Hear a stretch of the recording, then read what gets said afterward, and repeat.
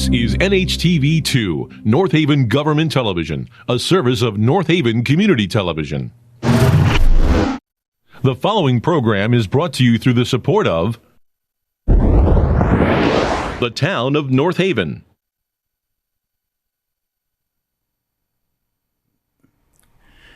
Good evening, everyone. I'm Mike Frieda, North Haven's first selectman, and welcome to our 2021-2022 annual town budget presentation. So tonight I'm joined by Mr. Ed Swinkowski, our Director of Finance. Mr. Richard Monaco, our Chairman of the Board of Finance, is here. And I'm also joined by our Superintendent of Schools, Mr. Patrick Stirk. So I wanted to take a moment to explain how we're going to approach this meeting this evening. Patrick will be going first, presenting the Board of Ed budget. Then I will be following him. We will be answering every question that comes through this evening.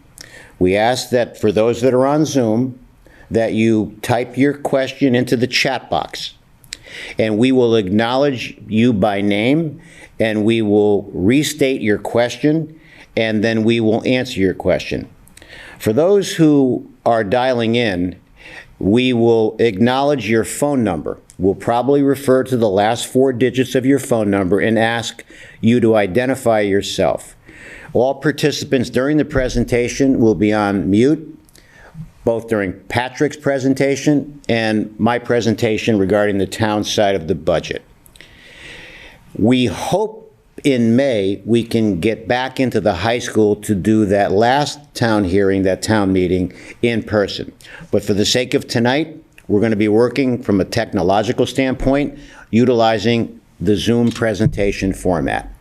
So without further ado, I'd like to introduce our Superintendent of Schools, Mr. Patrick Stirk, who will take you through the Board of Ed side of the budget. Patrick? Thank you, Mr. Frieda. Please just give me 1 second to share my screen.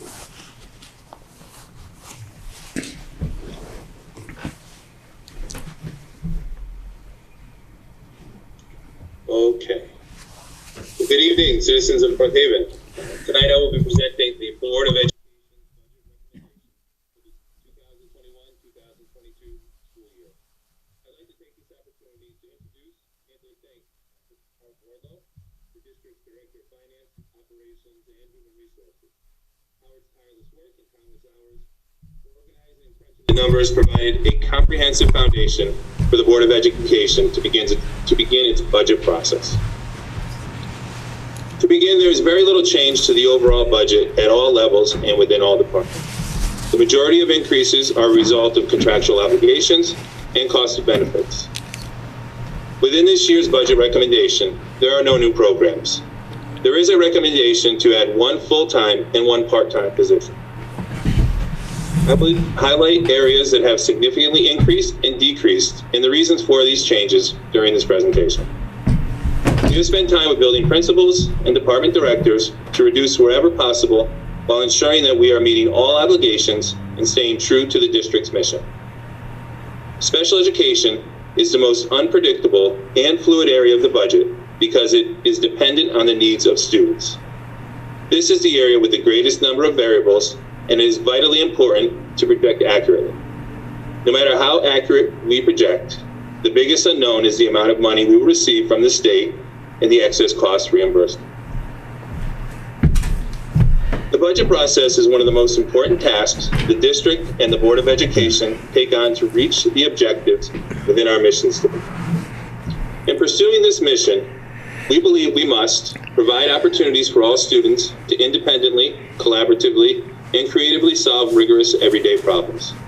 Honor and value empathy and compassion for all individuals throughout our diverse community. Support all students in making strong and positive contributions to their community. Provide all students with a safe learning environment to explore their strengths and vulnerabilities to develop self-worth, and support each other in times of challenge. As we focus on the budgeting process, my responsibility is to collaborate with the district leaders to design a fiscally responsible budget that ensures equitable and developmentally appropriate educational experiences between schools, safe and clean learning environments, fulfillment of statutory obligations, and continue to advance the Board of Education goals. As part of that responsibility, we are incredibly sensitive to both the broad educational needs of our students and the resources we are expending to address those needs. In creating this budget recommendation, we were committed to maintaining these following priorities. Maintain the district's focus on improving achievement for all students. Adjust instructional needs associated with the recovery from COVID-19. Meet all contractual obligations. Meet the 2023 graduation requirements. And address the social and emotional needs of all learners by beginning to increase the level of support services within our schools and district programs. The proposed budget recommendation provides the following. Resources to educate over 3,000 students, mental health, nutrition, and medical care to allow students to access instruction, specialized services required for all students to meet their potential, diverse opportunities for students to engage in activities outside of their curricular pursuits, and transportation to and from school. There are many internal and external factors that drive the budget each year.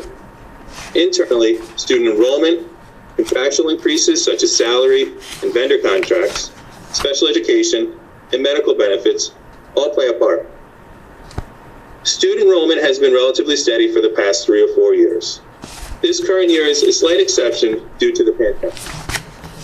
The district will be negotiating the teacher's contract as well as the clerical and paraprofessional contract this year. We continue to review vendor contracts, especially around student services, to find potential savings. So, we'll go back to that. Externally, the state of the state and federal educational revenue, and state and federal mandates always come into play. Overall, the state has been rather quiet in regards to mandates, but the big question every year is in the district's special education excess cost reimbursement, which plays a huge role in the budgeting process. So this slide represents North Haven's per pupil expenditure in relation to our district reference group. North Haven currently ranks 12th out of 24 DIRG D districts. North Haven is consistently in the middle of the pack within our DIRG. The average per pupil expenditure for DIRG D is $17,789. North Haven spends $161 less per student per year than this average. Our budget would cost the town $483,000 more per year if we spent the average DIRG D per pupil expenditure. We wisely use our resources to get the most out of our funds, and North Haven continues to rank well in the state in multiple areas. The 2020-2021 approved budget is $57,324,245. The Board of Education's proposed budget recommendation for the 2021-2022 school year is $58,470,730. The requested increase for the 2021-2022 school year is $1,146,485. This reflects a 2% increase. This 2% increase will meet our contractual obligations, healthcare benefits, and increases in facilities and educational equipment and software. There are no new programs included within this increase. An additional school psychologist position is included and is intended to continue to prioritize the social and emotional needs of all learners, as well as a part-time human resource clerk is also included. As we begin planning for next year, it is a real possibility that districts will be required to provide remote instruction and maintain many of our current COVID-19 protocols for the 21-22 school year.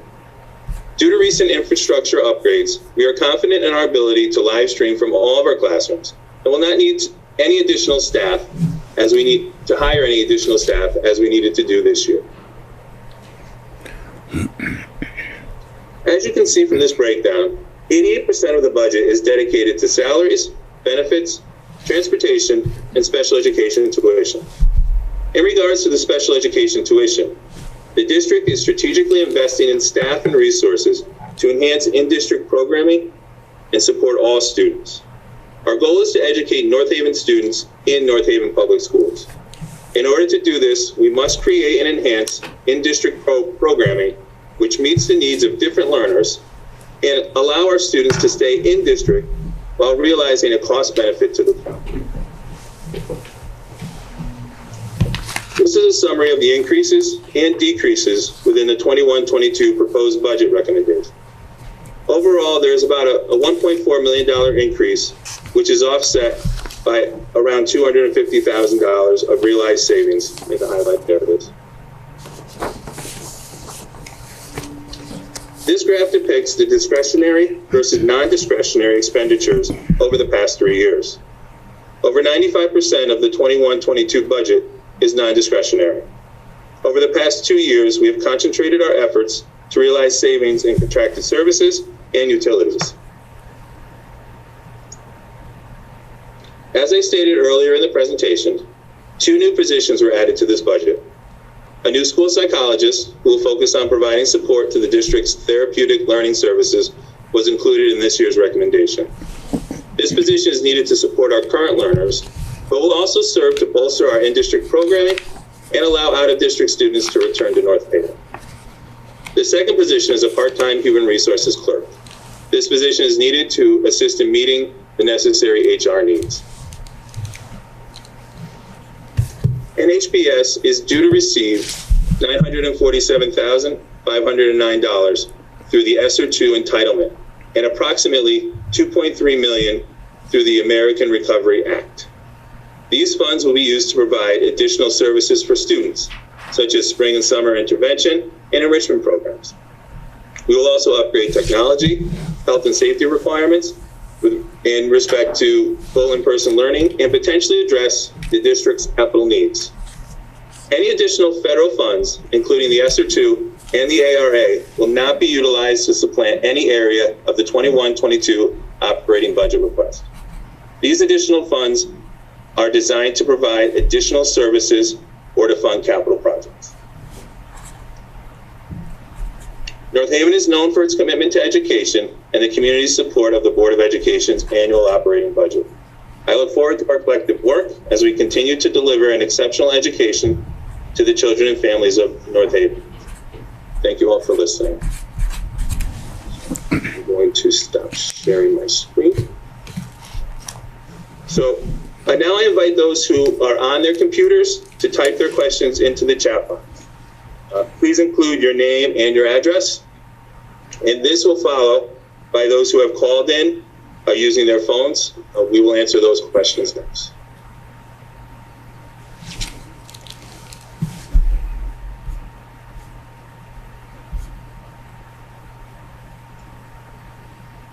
Prior to the meeting, Mrs. White forwarded some questions on for Mr. Frieda and myself. So we will begin by answering those questions. So question 1, what was the income generated annually by the turf fields before the pandemic? So the district has not deposited any revenue over the past 2 years for the use of turf fields. And the next question, was any money generated last year during the pandemic? And no, there was not. The next question, has it been the case where the school sports programs and the town sports programs utilize the fields, and so the opportunity to rent them is not often, and therefore the estimated rental income is just not materializing? So right now in the BOE budget, we just have rental expenses. We do not have a rental income. The next question, under the capital improvement plan, it says to be bonded 21-22 Vanacore track resurfacing and Vanacore track replacement. Will both these be done separately, or are they part of the same project? Will it be a 17 or 20-year bond, and will the town make these payments? Vanacore Field is maintained by the town, not by the BOE, so I think Mr. Frieda may have a bit more information around that. Also under capital improvement, are the roof replacements for the grammar schools? Will these roof replacements be the responsibility of the town? And will the town bond for their replacements together in one budget cycle, or separately over different budget cycles. So I think it'll be a combination of the town and the board with this project. Like I said earlier, we are, through the American Recovery Act, the district is due to $2.3 million. Right now, we don't have a lot of guidelines on how to utilize these funds. We're waiting for the state to share that with us. What we do know is about 20% has to be used directly with students. So that's about, I think, a little over $450,000. But the rest of the money could be intended to use for roofs or even HVAC if the guidelines allow us to do so. And the last question is, knowing such large capital improvements are needed, does the Board of Education of the town have the ability to save up for them? So last year we had a surplus in our budget due to the pandemic. So Mr. Frieda and Mr. Swinkowski allowed the board to put the additional funds in a capital funds project. So we do have some funds there, and I can't guarantee in the future we only budget for what we believe that we will need. So it's really hard to determine whether there'll be a surplus in other years. We don't intend there to be ever a surplus, but we're never too sure.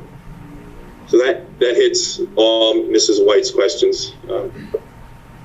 I'm looking in the chat box. I do not see any typed in questions, but Alex has. All right. So there's one phone caller with the last 4 digits of 1414. Please hit *6 to unmute yourself.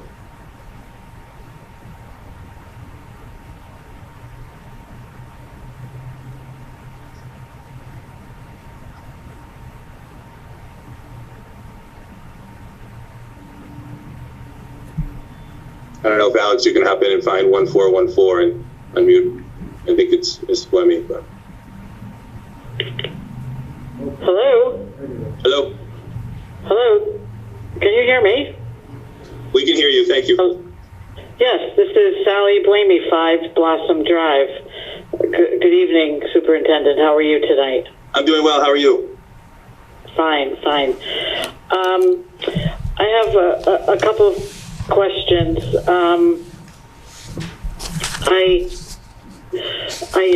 As you said, the requested increase of $1,146,485 was granted, if you will, by the Board of Finance in their first resolution at their March 17th meeting.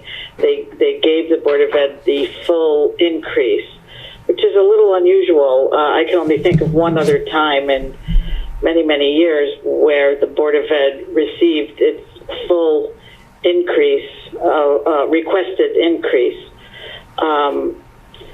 And so I would like you to restate, because I didn't hear very well what you had said in the previous question. Do you anticipate a surplus in the current 2021 fiscal year with about 3 months left? So at this point, I do not anticipate a surplus. Howard could comment a little bit more on that if there's anything that I'm missing there, Howard. So again, we're a little early because again, a lot of the expenses will come in this last quarter of the year. However, what we'll end up seeing is I don't think there'll be much of a surplus, if any at all. However, if there is, we are committed to taking those funds and putting them towards reserves, such as Patrick talked about, the capital projects. Also to enhance our medical, our dental reserves, because those are under reserved currently. That's the area. That's if there is a surplus, that is where the funds will be going. Okay. And speaking of those special funds accounts, I'm looking at the February 28th, 2021 special funds report that was provided to the Board of Finance at the end of dated February 28th, 2021. And there are actually 2 special funds for the Board of Ed. There's the Board of Ed carryover special fund that currently, or at least on February 28th, had $494,000 in it. And the BOE Capital Improvement Special Fund had $286,000 for a total of $780,000 in special funds, which were carryover from the surplus last year. So my question is, given the fact that you did receive from the Board of Finance the entire $1,146,000 increase requested, in light of the monies available, $780,000 in those two special funds, and the $2.3 million that you are anticipating, and from the American Rescue Act, do you think that the Board of Ed could reasonably withstand perhaps a $200,000 reduction in the increase? I'm not saying a $200,000 reduction in your budget. I'm suggesting a $200,000 reduction in the $1.1 million increase. Do you think that the Board of Ed could withstand a $200,000 decrease? I don't believe that we could at this time. We went very nuts and bolts with our 2% increase. We realized that we were getting some additional funds that we needed to especially bolster our spring and summer intervention programs, as well as some enrichment programs, in addition to purchasing PPE and things of that nature. But I do not believe that a $200 decrease would be, I think $200,000 decrease would it begin to directly impact students if that was the case. We were very mindful in putting this budget together. So that's the last right. Now, you mentioned PPE. We did get money from the CARES Act, which was the first major congressional stimulus act from last year. We did get considerable funds for items like PPE from the federal government last year. Isn't that true? That is correct. We from the ESSER1, which we got, we received $213,000, which was used for PPE, which was also used for a lot of to open the schools. We had purchase additional software, educational software, and so it was split out between that and between equipment such as we had to buy additional desks to be able to space the students out at a proper 6 feet. So the fund, the $213,000 completely spent on the software, some PPE, and on the equipment that we needed in the classroom. Now, you mentioned the $2.3 million from the American Rescue Act, and you said it would go, I think you said, for some summer programs. Are these programs that we usually have, or are these going to be special summer programs in light of the pandemic? So these would be special programs. We normally do not offer the robust type programs we're offering for intervention this year. We're actually starting a program right when we get back from April break, an intervention program after school. And this money is not to be used over a year's time, but we have 2 to 3 years to use these monies. So we anticipate a continuation of these spring and summer intervention and enrichment programs.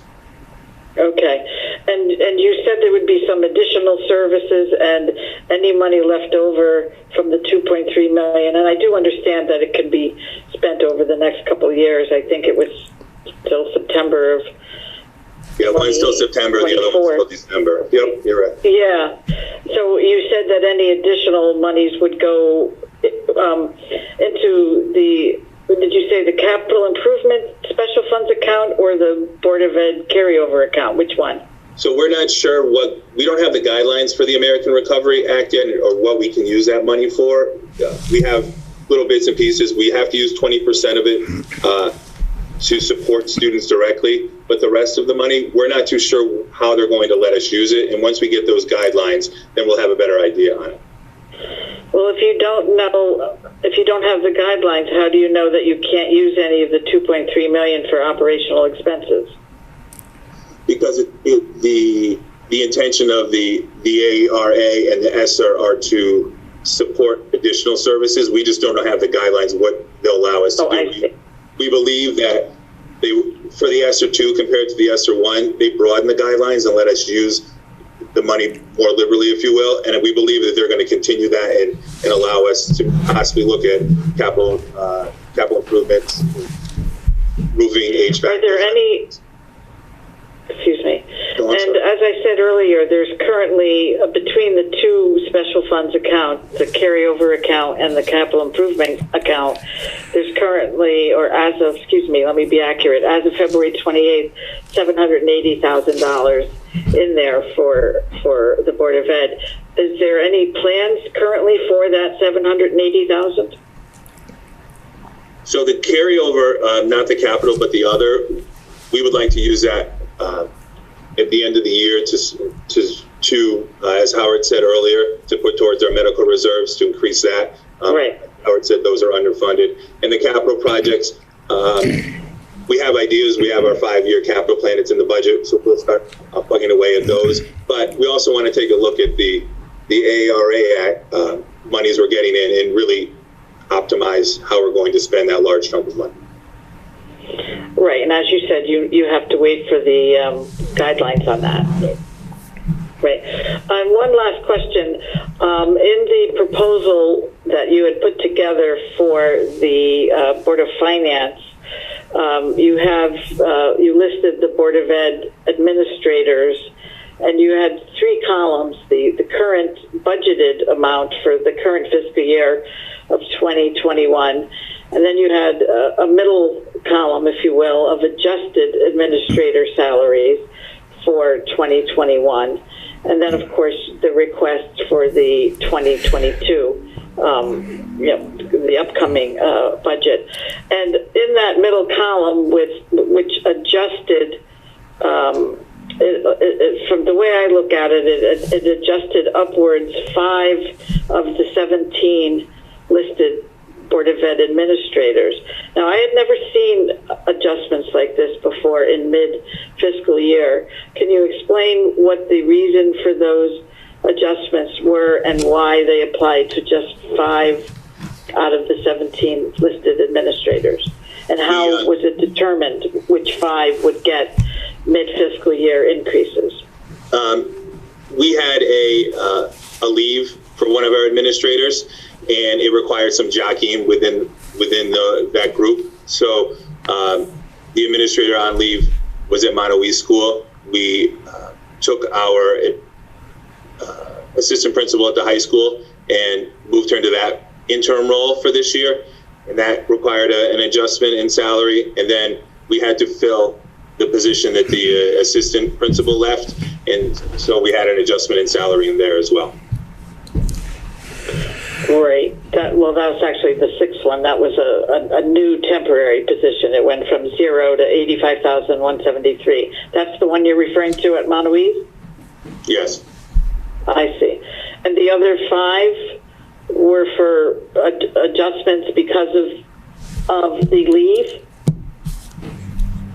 I believe we did not adjust any other administrator salaries throughout the year. Howard, I don't know if you have that up and you go a little more depth. And so basically, I have. So you're talking about the superintendent, the assistant superintendent. Super, assistant super, 1 elementary principal, director of IT, and director of facilities. Those are the 5 that I see in the document that you had presented to the Board of Finance in your packet. Correct. So I was just wondering about those 5. Understood. So the assistant superintendent and superintendent were to correct their salaries that were incorrectly budgeted in the original. So the original is the original. It's perhaps the wording is incorrect, but the original column is the original budget. The adjusted column is the adjusted salaries and the adjusted budget as they should have been.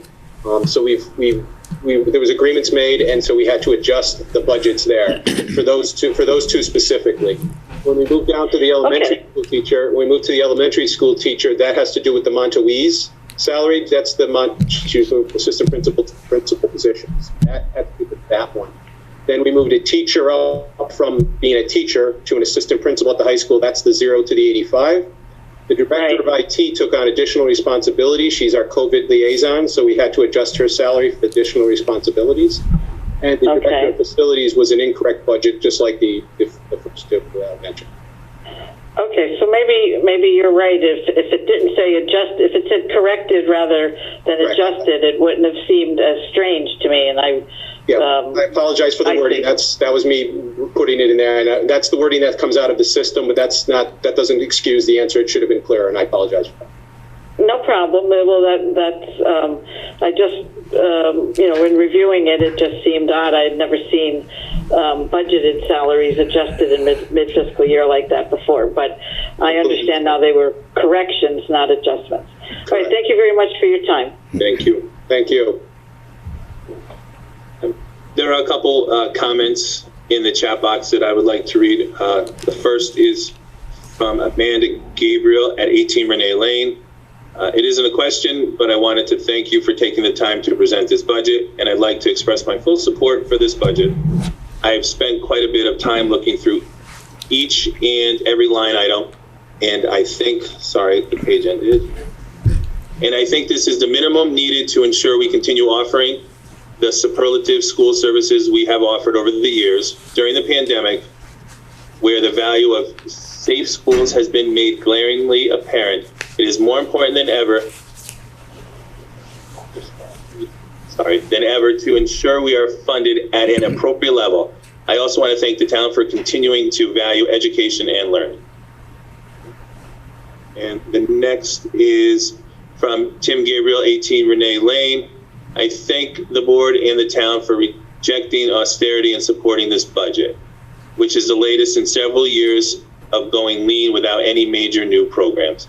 I think the key takeaway, as Mr. Sturck stated, is that the majority of this budget is tied up in contractual obligations.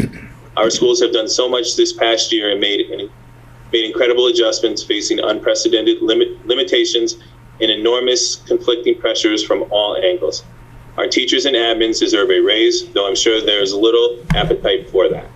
The least we can do is support them by not asking for any unnecessary cuts. So those are the comments within the chat box. I do not see anything else pop up as far as calls go. Alex, I'm not sure if you would like me to go through and call out the last four numbers of each caller.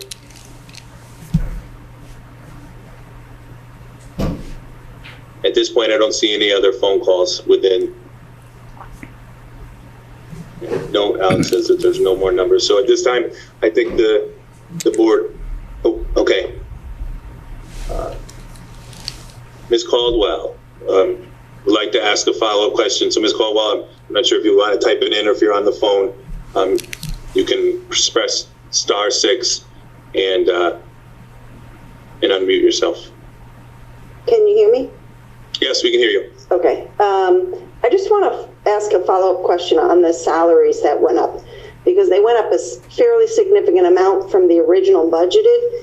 And I know Howard said there was an adjustment because it was incorrectly budgeted when it was originally budgeted. So when did the change in those salaries occur? Because if you look at the original budgeted amount, I mean, one of them went up $17,000 from the original budgeted amount. Another went up around, I don't know, 11 or 12,000. So they're fairly significant increases if you look at what the original was to what you're asking for next year. So I just want to kind of get a sense of when they were, where the inaccuracy happened and when the salaries were actually increased and how that came about. So I'm just going to answer the question. Again, I started here on July 1st, so I can only speak from that point forward. I don't know when the prior business manager budgeted and how she budgeted. All I can tell you is that when you look, I understand what you're saying. You're going from the original budget to where we're asking this year. What we're looking at is we're looking at from this year, from the new budget to what we're asking for, right? So that's the true increase. Again, so I can only speak to when that the agreements to change the salaries happened before July 1st. It has to be my understanding, because when we started the payroll in July 1st, that's when I noticed there was a differential, and that's when I went back and looked at it and saw that the budget was off as to what had been budgeted. When we started paying on these adjusted salaries was July 1st going forward. So I don't know if that answers your question, but again, I think I don't think you can look from the original from the first column to the third column. I think you need to be honest, you have to look from the second column to the third column, because that's our true ask for this year. Well, so, I mean, I know that's how you guys are looking at it, but I as someone who, you're asking citizens who have lost their jobs people who are struggling to pay their bills, things like that, to pay for a salary increase, a significant one for administrators. And I'm not saying that administrators shouldn't get increases, but this has been an ongoing trend. And so I want to understand, maybe you don't know because you came in July, but there are several Board of Ed members. When were the contracts voted on that increased the salaries versus when the budget was approved last year for the amounts that were there? And you may not know that, but if someone could get that answer out, I think that would be helpful, because between the Board of Ed side and the town side, there are several employees that are getting significant raises. And so I kind of want to have a sense of how that came about and when the change actually occurred, because you came in July, but when was it voted on by the board to increase the salaries of the different employees? And if there's a Board of Ed member who can answer that question tonight, that would be great. If not, if someone could get that answer, that would be helpful.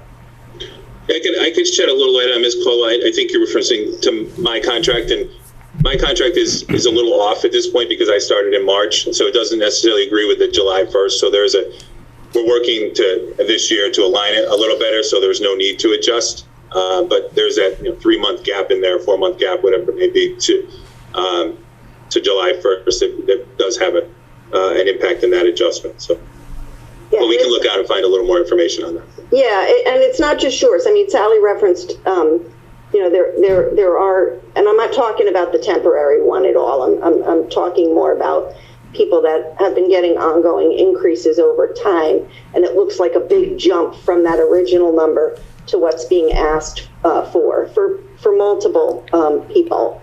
When you're talking, $4,000, $5,000, $6,000, up $10,000, more than $10,000, those are big increases in 1 year.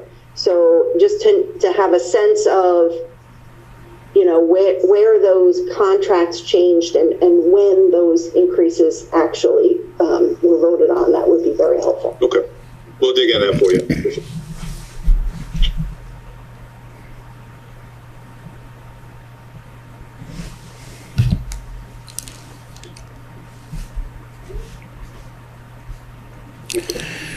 Okay, there doesn't seem to be any more questions. I'd like to thank Patrick and Howard for an outstanding presentation. Thank you very, very much.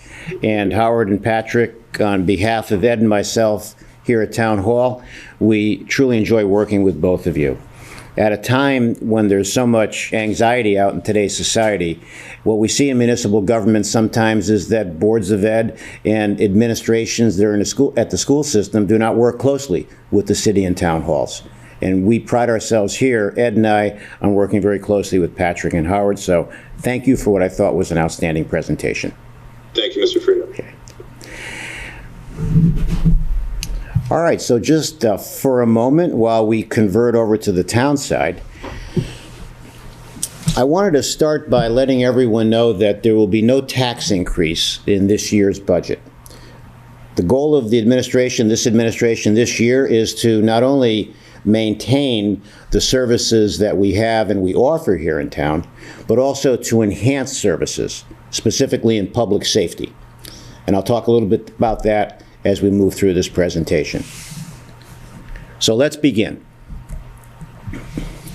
When we look at the total 2021-2022 budget, we see the town side of the budget, we see here the Board of Ed side of the budget, and we see the total budget. Now, for those who aren't on Zoom, what this slide depicts is a town budget of $53,716,914. And we see the Board of Ed budget, which Patrick just presented, for the total budget. Now, I put this slide up here, ladies and gentlemen, because this is what's on page 4 of the budget book that many of you may have seen online. This number will be offset by $333,800 $840, which we will detail at the next Board of Finance meeting in terms of where those dollars are going to apply on a line-by-line basis on the town side of the government. So this, ladies and gentlemen, is what the Board of Finance voted on at our last meeting. This $111,853,794 reflects the aggregate amount of $333,840 being offset. The town side of the budget includes approximately $972,000 in capital and the $300,000 in contingency. So this dollar amount here represents a total budget change of 2.9% this year, which will equate to no tax increase here in North Haven this year. So let's take a look at the incremental aspect, the incremental expenses in this budget. Well, Patrick just illustrated what the dollars are on the Board of Ed side. For the town side and public safety, we see an increment of $1,488,967. Now, what this reflects, ladies and gentlemen, is 2 additional firefighters and 3 additional police officers in this coming year's budget that would be scheduled to be hired in January of the upcoming fiscal year. Now, myself, Chief Paul Januszewski, myself, and Chief Kevin Glenn are addressing the emerging needs that we see on public safety. Our calls for service have grown astronomically, and crime in many of our cities and towns in Connecticut and all across the United States has risen during this pandemic because of car break-ins as one example. So the 3 police officers we're proposing and the 2 firefighters we're proposing enhance and augment our public safety here in town, which is very important to us here in town. On the town health insurance side, you see that number, $847,635. And our debt grew by $13,393. Now, as I stated, and I want to repeat it again, there will be an offset of $333,840, which will reduce this total expenditure to $3,162,640. And again, I'd like to reiterate that we will be outlining at our Board of Finance meeting how we're going to apply the $333,840 across the line by lines on the town side of the budget. So as of today, what you see once again in the budget book is this number. Total incremental expenditures for the town and the Board of Ed, $3,496,480.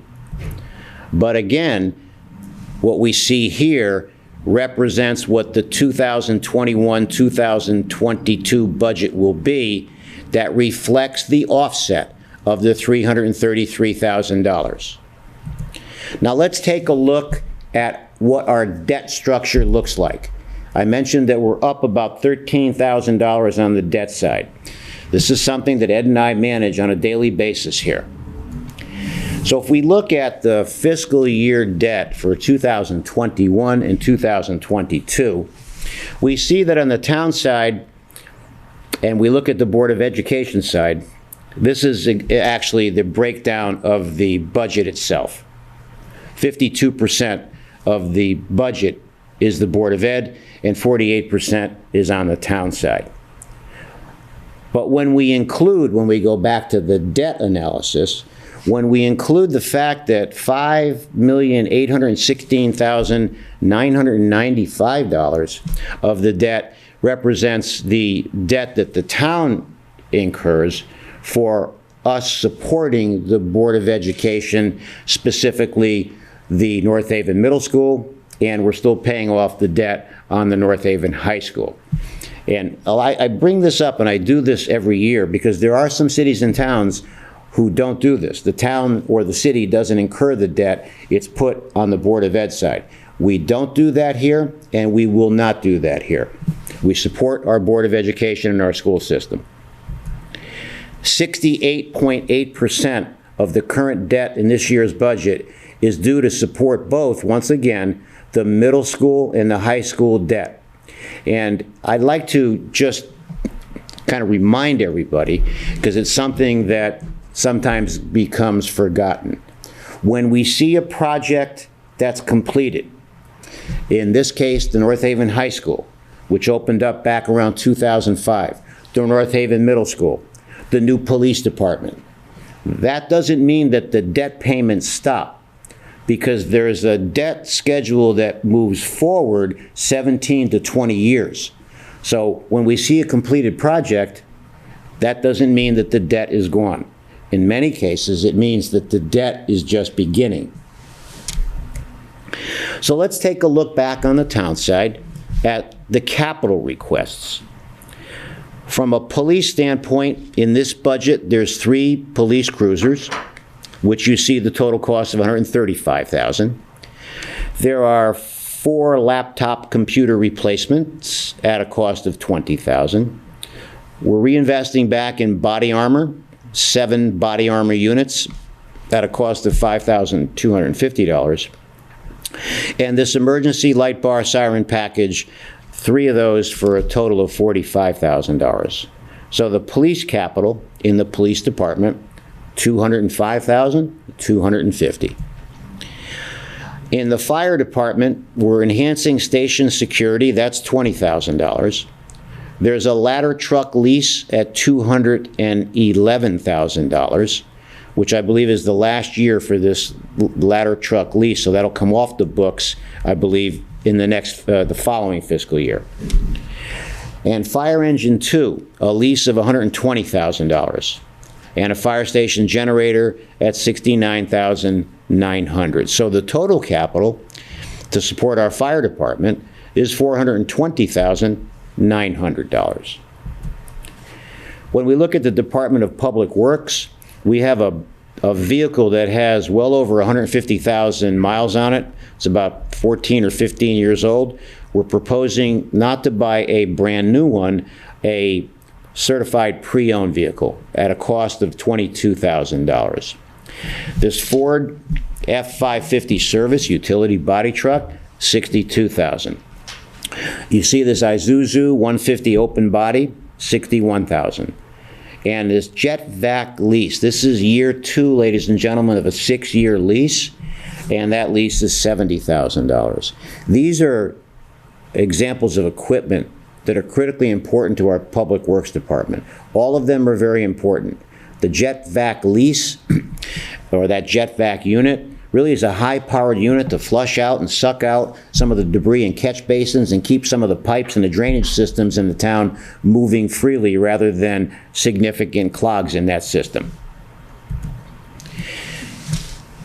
On the library side, we're investing in staff lockers for a total of $3,000. There's a generator at the library that is kind of on its last legs. So we're putting that in this year's budget at $50,000. So the total in the library, $53,000.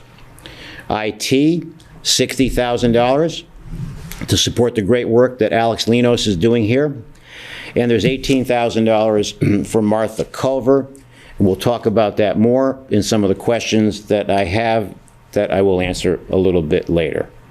So the total capital, $972,150. And there you see it again.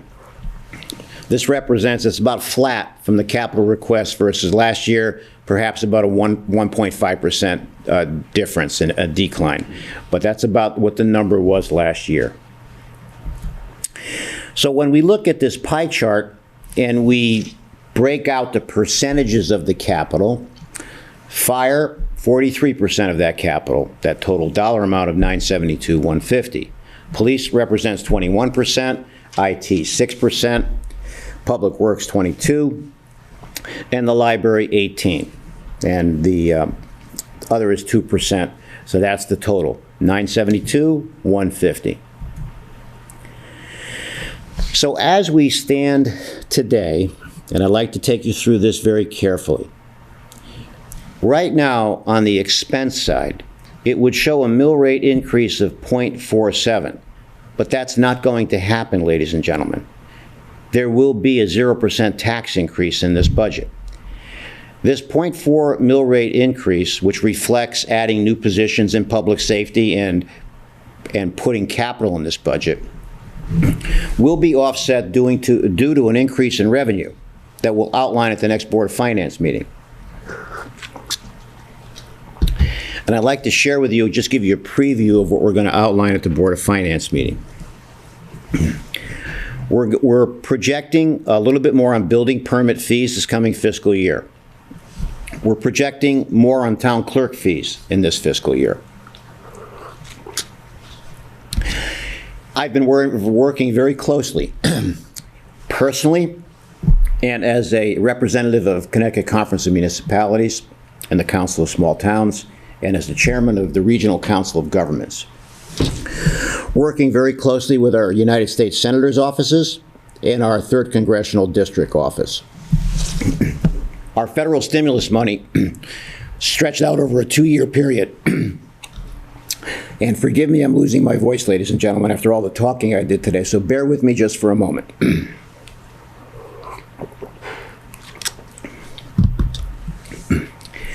So from a federal stimulus standpoint, North Haven will be receiving $2,340,000 that will be paid over a 2 fiscal year application. Half of that will be in this year's budget, and half of that will be in next year's budget. It's because of the increase in revenue, we will be able to offset what you see here, this 0.47 mill rate increase, because of the incremental revenue. And once again, we'll be detailing that at the Board of Finance meeting. There will not be a tax increase this fiscal year. Before we open it up to questions, I would like to explain this federal stimulus money. Every city and town in the United States will be receiving money. We are what's referred to as a non-entitlement municipality. There are other cities and towns, particularly in the region that I chair and represent, who are considered entitlement communities. We are getting a fraction of what those municipalities will be getting, but nonetheless, we'll be getting incremental money.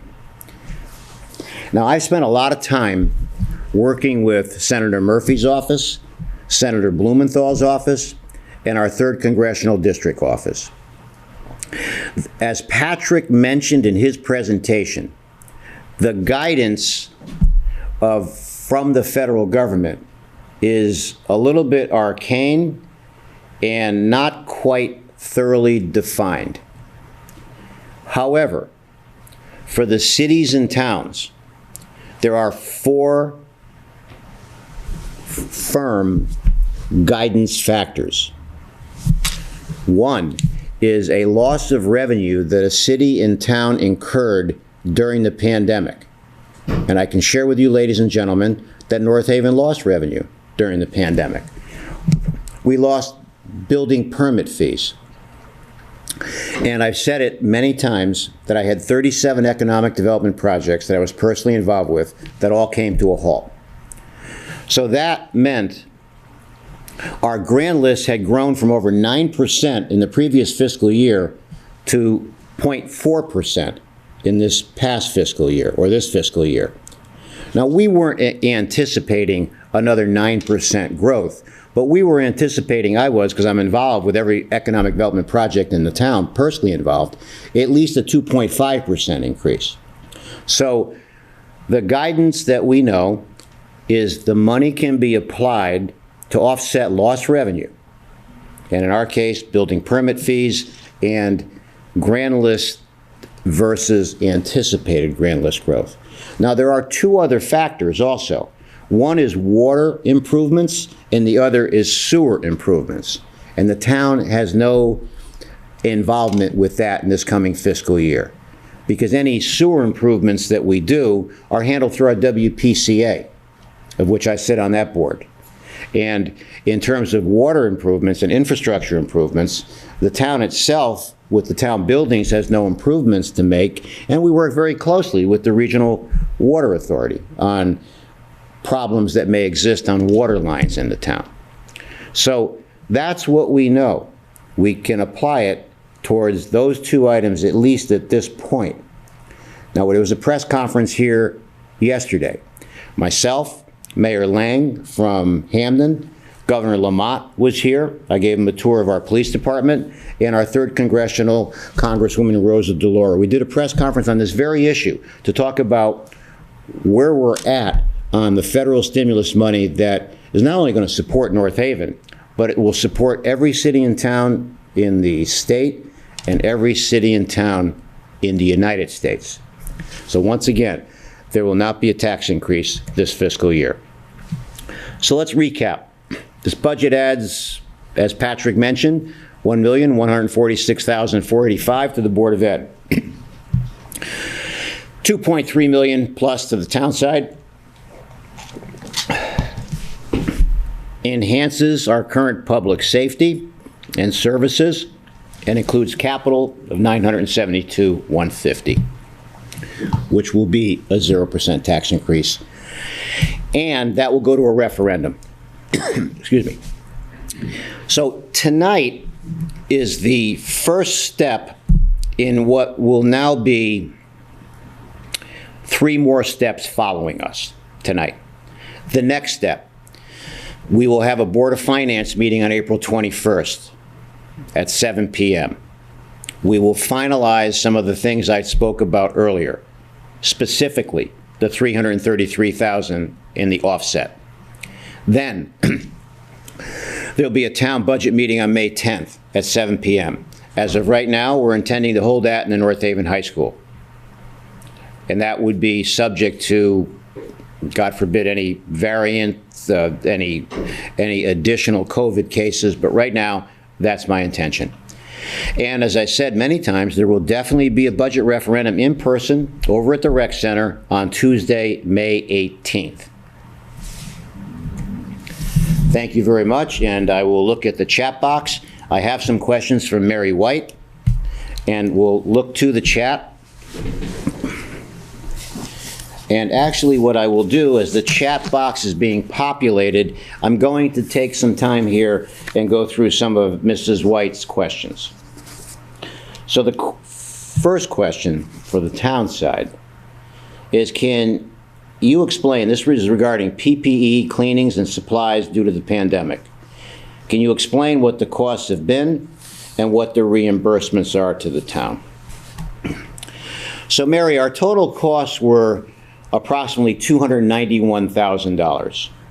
In the first go-around, we were only reimbursed for 25% of what was declared to be eligible expenses. But as we worked closely with the state, and this again involves Connecticut Conference of Municipalities, the local council of governments, we ended up getting reimbursed totally. So our expenses of $291,000 have been totally reimbursed. We have been totally reimbursed on those expenses, and that's good news. I'm going to refer now to some of Mary's other questions, and on a lighter note, ladies and gentlemen, I'm finding I'm wearing these a little bit more on some of the fine print, so bear with me. I'm putting these glasses on. I understand the town will not be receiving the voluntary payment from Quinnipiac University. Please tell us the impact of this on the town. How will the town adjust, including if any of that money was planned to be used for the fire training facility? What is the funding source for the fire training facility? What is the estimated cost of the fire training facility? And what is the status of the fire training facility? So the adjustment that we made, we did not put the Quinnipiac pilot payment in this year's budget. And that's not seen in this budget. So we made that adjustment. We adjusted it by taking it out, so it's no longer there. In terms of the fire training facility, there was appropriate or given to us an amount by Quinnipiac University a few years ago that we kept. We didn't use it because we hadn't moved forward with the training facility.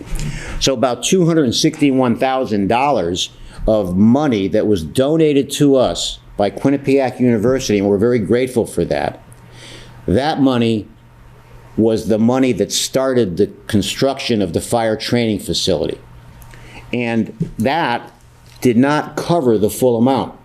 The full amount, the cost, is approximately $400,000.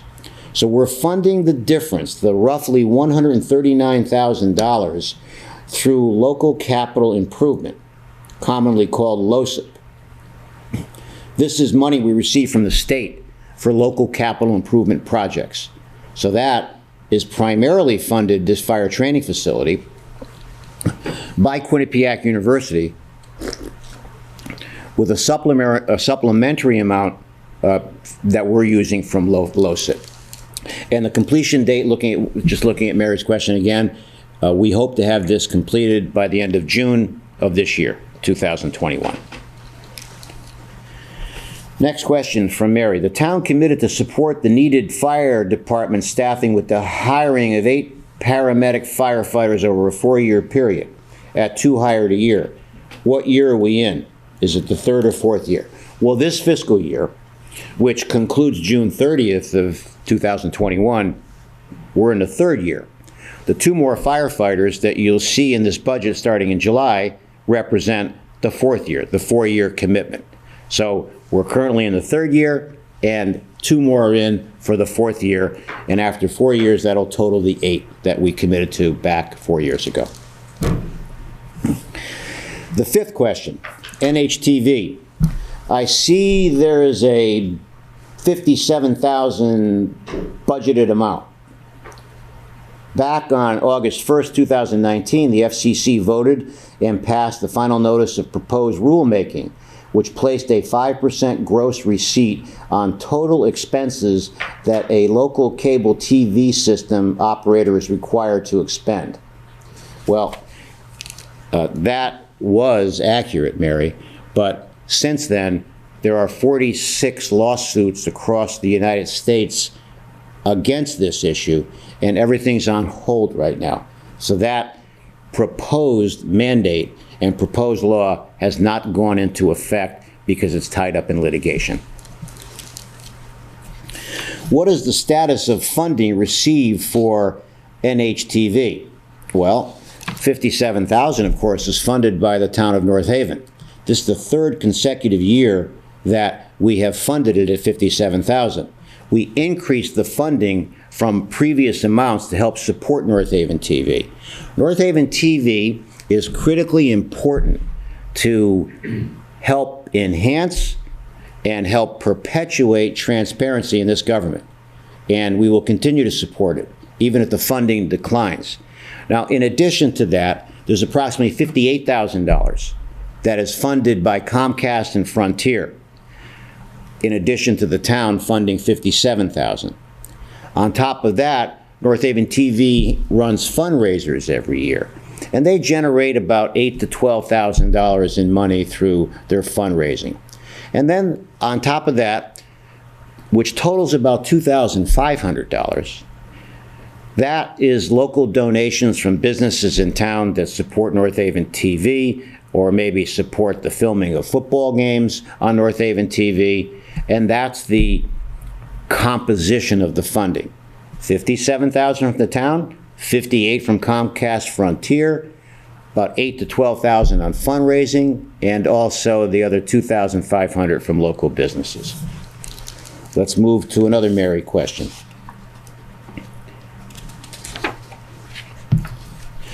Did we lose PEG quarterly funding? No, Mary, we did not. And I should tell you this in regards to this question. So this is complicated, so I'll try to keep it as simple as I can in terms of the explanation. So any local cable TV company would get a subscriber usage fee. And that's part of the money I mentioned with Comcast and Frontier in the answer to the previous question. It's about $9 a user. So where local cable TV companies, not only here, but across the state and across the United States, we become vulnerable, for those of us that have local cable TV companies, we become vulnerable if people stop subscribing to a Comcast and a Frontier. For every home that eliminates cable TV, the local cable TV companies, in this case North Haven TV, we would lose $9 for that subscription. So right now we're holding okay, but that's the answer to the question. We have not lost quarterly PEG funding, and where we would lose it, if all of a sudden there's a run on people stopping their cable subscriptions, Comcast, Frontier, they feel maybe it's too expensive. Some people end up doing some streaming. Some people use Hula. Some people use other mediums to get content. And in our case, we're doing okay on that right now. What about, this is another question from Mary, what about the channel and cost of transmission? What was the FCC's decision on that? So, ladies and gentlemen, what Mary's referring to here is that there was a point in time, perhaps a year and a half ago, where we here in North Haven and other cable companies, part of other municipalities, thought that we're going to lose our channels. For us in North Haven, it's channel 18, 19, and 20. I'm happy to say that that has not happened, and that's another thing that's tied up with all the litigation. And we're hoping that with a new FCC chairwoman who happens to live in Connecticut, that maybe we could avoid this from happening. So we'll see. Did Nhtv, this is another Mary question, did Nhtv lose the $75,000 in annual revenue? The answer, Mary, is no. The components that I outlined in terms of where the revenue comes from, the town, Comcast, Frontier, the fundraising, and the business's donation, that's the funding. And finally, can the town, which already supports, well, actually there's one more after this, I'm sorry. Can the town, which already supports NHTV, commit to giving more funding if needed? The answer is absolutely yes, and we've done it by adding more the past 3 years than we did in the past. And the last question. Martha Culver House and improvements needed. I recall in a past budget, maybe 2 years ago, that line item was reduced to $10,000. What was included in last year's budget for these improvements? What is included in this budget for these improvements? Was a grant received to assist with the improvement costs at the Martha Culver House? So let me try to take those questions and answer them for you. So it is true that we had at one time, I think it was $120,000 in the budget for Martha Culver restoration. We did a lot. We did a lot of exterior work with that money. We filed for a grant. It was roughly $30,000 with a match. The town had to make a match. And that was an assessment grant for the inside of the building. And the grant that we received and that we contributed to, we hired somebody, went out to bid, and they came back with a list of issues within the Martha Culver House that needed to be done. And the projected cost on those enhancements is $1 million. So with the guidance of Lynn Sadowski, who does a great job for Ed and I in terms of searching for grants, her and her staff, but Lynn's the lead on that. So Lynn is searching for grants to see what we can get to systematically start improving the inside of the Martha Culver House. Now there's $18,000 in this budget, and that's in there, ladies and gentlemen, for any miscellaneous things that need to be done during the course of the year. But the big improvements, at this point, we're trying to see if we can fund them through a grant process. And we've been communicating through Lynn, and I'm very friendly with many of them also who are part of the Martha Culver Society. We're communicating with them, and I think that they're happy with the fact that we're trying to do whatever we can to restore that building on the inside, to have it kind of a showplace and a museum for our residents all over town that's located in our Monterey section. And those are the questions that Mary had. I'll look into the chat box now, ladies and gentlemen.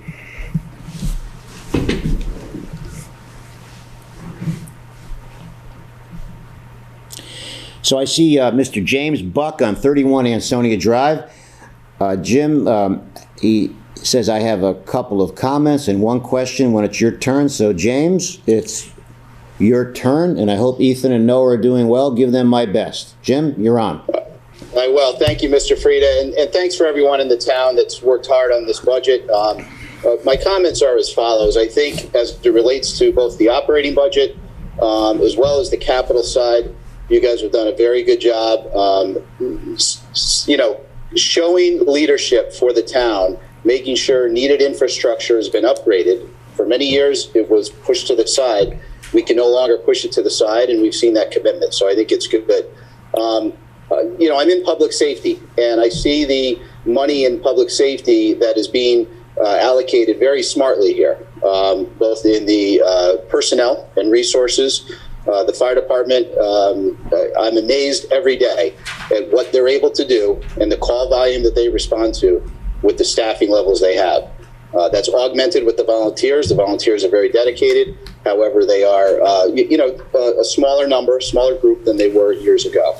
So I think that the augmentation of that staff is very important and critical. So I hope everyone in the town supports that, as well as the additional police officers. Difficult time to be a police officer right now. And I think our police department is very professional. They've got a great new facility to be proud of, and I think that we're spending the money appropriately and smartly. It's been a tough year, a lot of different responses, a lot of different types of calls, and they're flexible and managing that well. So a couple things I noticed. So I saw the lease purchases, which I know they're listed as lease, but everyone should know they're lease purchase, which is a great way of purchasing apparatus for the town on a way to smooth the hit to the budget. And I think it's a great mechanism, and I hope that continues, because I think it's been working very well. But I want to make sure people were aware of that. So I actually have two questions. I'm going to throw another one in there. The debt service that you talk about, and a lot of it's inherited, goes back to even the high school project. With the recent trend in interest rates being at all-time lows, has there been an effort to capitalize on that and restructure some of the existing debt service? Or is that not possible based on how they were structured? Jim, it's actually something that Ed and I have done. We spent a lot of time on that, looking at refinancing notes. We saved, let's say, up to about $300,000 in our last refinancing. And we watched this very, very closely. Ed, would you like to comment? Because you work with me closely on this. Yeah, we worked with IBIC on this. And just a few months ago, we did a refunding, and we saved quite a bit of money that'll help us out in the future. I mean, this past, if anybody saw the last Board of Finance meeting, they'll realize that the principal and interest were out of balance. That's only because we paid off principal and the rates were down, and we saved a lot of money in this current year budget and going forward by just doing a refunding of the bonds that we were able to refund. Not all of them were available to refund, but whichever ones we could refund at a better rate, we did. Very good. Okay, that's exactly what I was looking for. Maybe at some point, and I don't know, you might have done this. I don't attend every Board of Finance meeting, but maybe it would be good for the townspeople to see the amount of money saved with the refinancing or debt restructuring through that. So that would be great. Sounds like good work there on that front. The last question I have, when you had the slide up showing the increases attributed to this year, it looked like the health insurance was over $800,000. I wonder if you could expand on that line item. Yeah, certainly, Jim. This is another subject Ed and I spent a lot of time on here. And when we look at the health insurance, there's generally a 12 or 13-month look back on claims history. And the renewals are based on the look back. In other words, what the history is over the past 12 or 13 months on the insurance rates. So in this year's budget, we also recognize the fact that because we're self-insured, that we have to add to our reserves. In reality, we had a good year on claims, but we felt that because you never know, there could be these underlying illnesses that manifest themselves in a pandemic, Jim and ladies and gentlemen. What we've seen is that many surgeries, elective surgeries, have been postponed. So what Ed and I did was we added more to the insurance line to project that there could be a spike in the claims, specifically based on elective surgeries that did not happen, and because of the fact we want to ensure that we're fortifying the reserves on our insurance fund. So that money, that increment you saw there, is a incremental dollar amount to support those two things potentially happening. Very good. Okay, you've answered my questions. I hope everyone in the town joins me in supporting the budget for the town side and the Board of Ed side. Thank you. Thank you, Jim. Okay, there's a question in the chat box. I have to, it looks like a long question. Let me just see here, hang on. All right, looks like Jenny Caldwell, 69 Kimberly Circle. She has one question. Jenny. I just have a quick question about, there was, I think the original request by the fire department was to lease 2 engines to bring, we have several that are, have significant age on them, and that there was going to be a split lease. Is that in this budget, or was that taken out? So fire engine 2, that lease is in there, as I mentioned. There's no other one in there, but Jenny, as I mentioned while I was speaking earlier, that the lease that's in there, there's another truck that's in there, that this coming year is the last year for that. So that lease expires. And it's our thought that next year we'll replace that dollar amount that will go off the budget with leasing another vehicle or apparatus that's needed. So the 2 that were original, not including the one that has the lease on it currently, that's going to be expiring, but the 2 that were, I think they're older than 25 years old, that they were talking about starting the lease this year, part of it, and then the next part of it would be in the next fiscal year. That's not in this budget. No, I think what the fire department had done, they're trying to put some money away, like a sinking fund, just to have it on there, but that was removed as part of the cutbacks. Okay, thank you, Jenny. All right, the next question comes from Mr. Tim Gabriel, 18 Renee Lane, and let me just move this chat box down so I can see the full question. So Tim writes, will there be any emphasis placed on adding additional mental health and social services in addition to the 3 officers added to the police budget? I'm glad we're coming in at a 0 tax increase, but I do feel safe in town myself, partly because of the great work of the existing North Haven PD. And I'm not sure I see the need for additional staff. Can you help me understand what these officers will be doing? My understanding is that though crime is slightly up from an historic low in Connecticut in 2019, the majority of crime in town is property crime, which is a nuisance for sure, but not always a threat to public safety. So, Tim, let me just scroll back to the top, because the paragraph stretches over 2 frames on Zoom here. So in terms of mental health and social services, sometimes it's a forgotten lost fact that the town has continued to enhance its mental health services through our counseling services that are across the street at our community services department, Tim. So we have professional licensed counselors that are overseen by BH Care, a state licensed facility. Each one of our counselors has a number of patients that they see, and these services range from depression, abuse, physical abuse, substance abuse, domestic abuse, the anxiety issues that many people experience that in particular have manifested themselves in this pandemic. So we have a group of licensed counseling services that handle that for us, that in effect not only support the town and support the residents, but are an extension of our police department in regards to what they do. So that is the investment that we've made in terms of mental health services. Now, the last thing that we'd like to do, and we will never do it, and I can tell you this as not only a municipal official that works very closely with our police department, but also as a person that was just reappointed by Governor Lamont to sit on police officer standard training, that sometimes, in many cases, a domestic violence call is one of the most onerous calls for a police officer. And that requires a lot of skill in terms of diffusing that.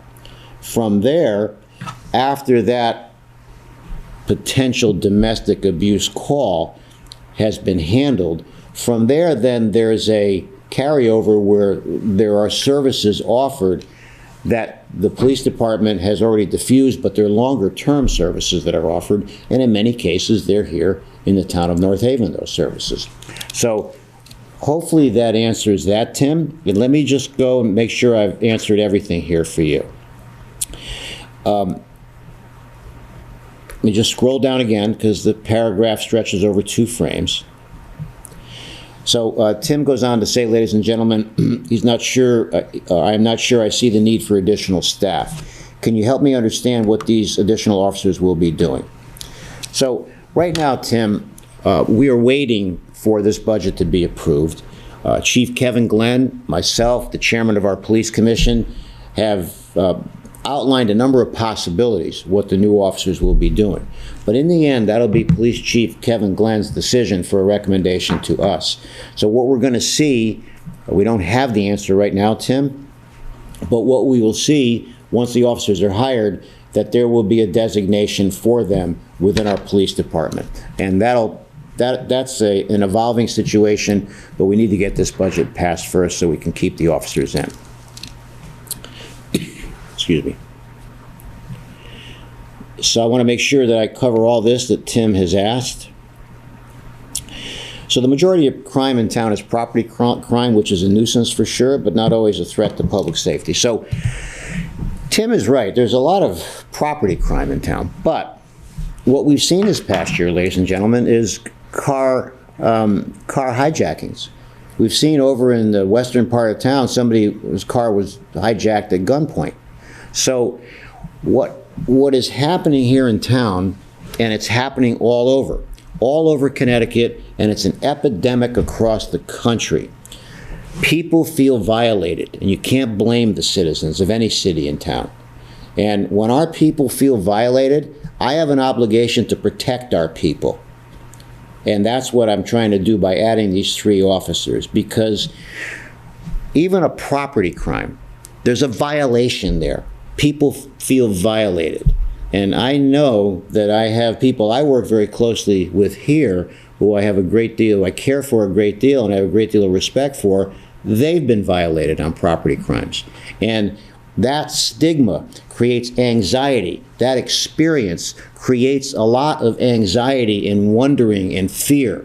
So it's my job to ensure that our citizens, in conjunction with our North Haven Police Department and Fire Department, that our citizens can sleep well at night knowing that the town is trying to do everything we can to support them in terms of public safety. So Tim, thank you very much for your questions. Okay, let's move to the chat. See if there's anything else there.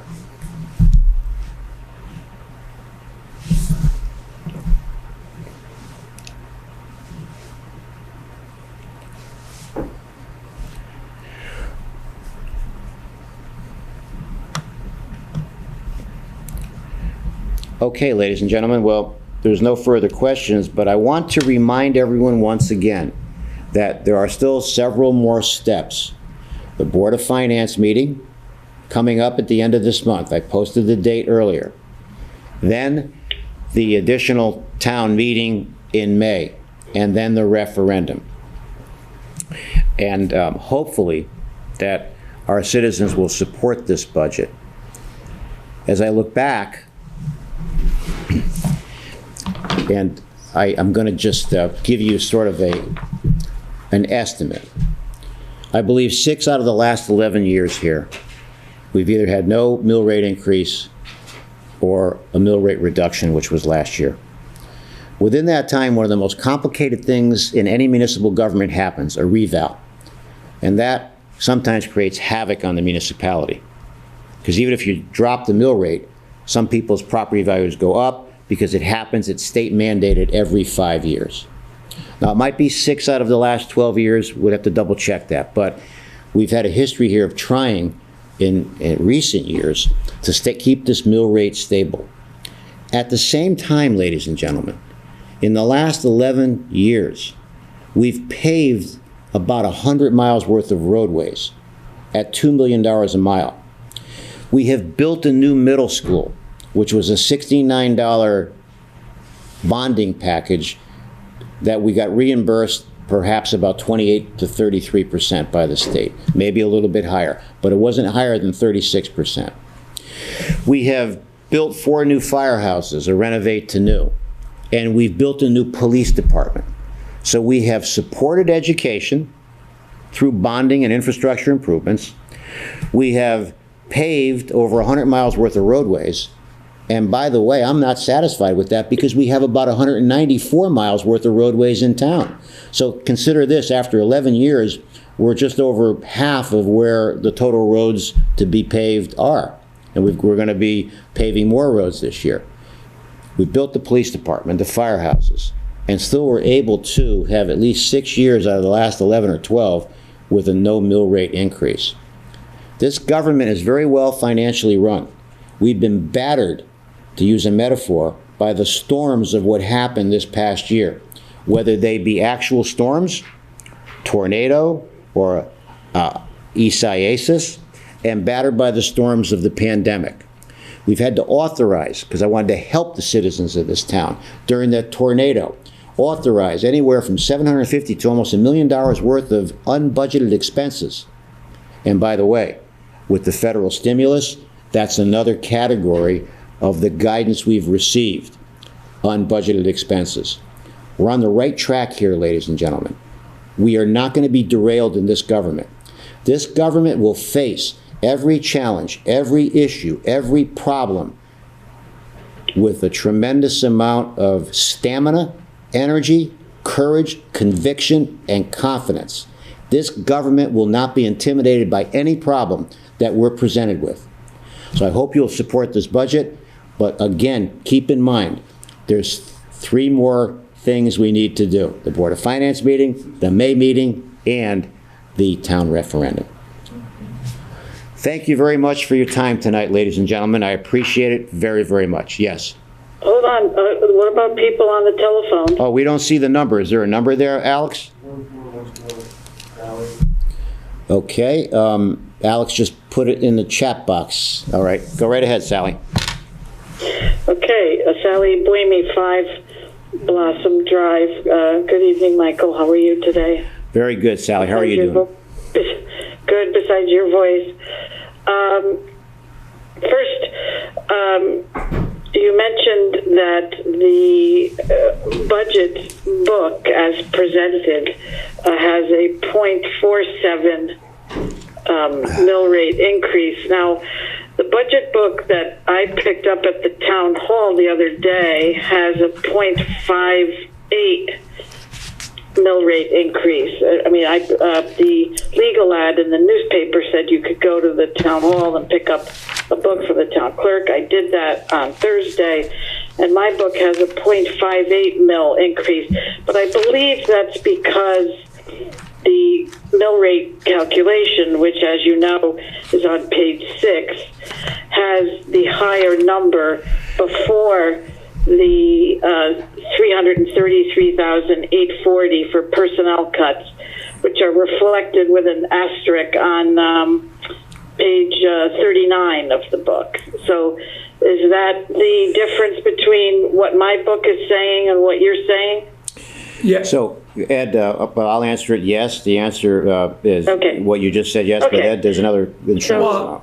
Yeah. The budget as presented with the three resolutions that were voted on March 17th by the Board of Finance does have a mill rate increase, but I do understand your commitment to a no Yes. tax increase this year. So if you don't change the expenditures, which is the 111,853,794, you stated that you would be doing bringing it down to a no tax increase through working with the revenue, either with Yes. the building permits, That's town right. clerk fees, and other ways which we'll find out about.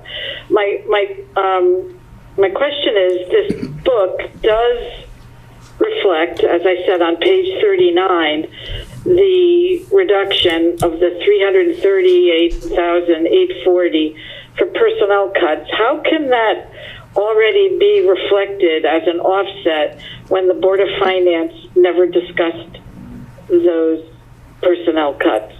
Well, I'll give you my answer, and then you can answer Yeah, it okay. also. My answer is that we bring to the Board of Finance, they're not involved with the personnel cuts. They get updated on what the personnel cuts are, and that's what we're going to be doing in the April meeting. Ed, go ahead. So at the April meeting, but the Board of Finance voted on resolutions that includes Right. those personnel cuts, so So- 333,840. Right. That's how it went down from Right. the 53,716,904 down to the 53,383,064, which was their first resolution. Right, So- and on page How did 39, they you do get that down. if they didn't you're saying that they don't discuss personnel cuts?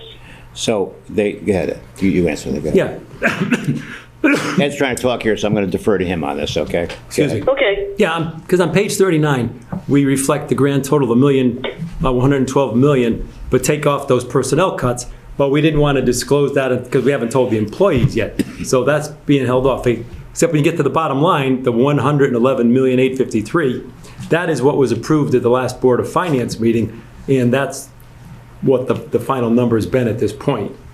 But once we get to the next meeting, we'll have told, excuse me, those employees that their positions will be eliminated. So we just didn't want to jump the gun, Okay. that's all.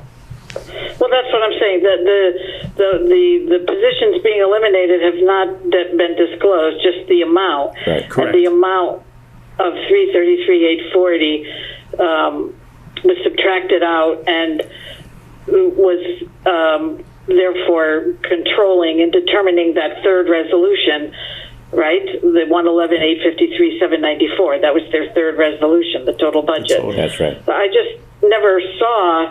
I mean, you can't say that the Board of Finance isn't involved in personnel. I mean, that the department heads come before the Board of Finance throughout the various workshop encounters and request personnel increases, new personnel, or different steps in personnel.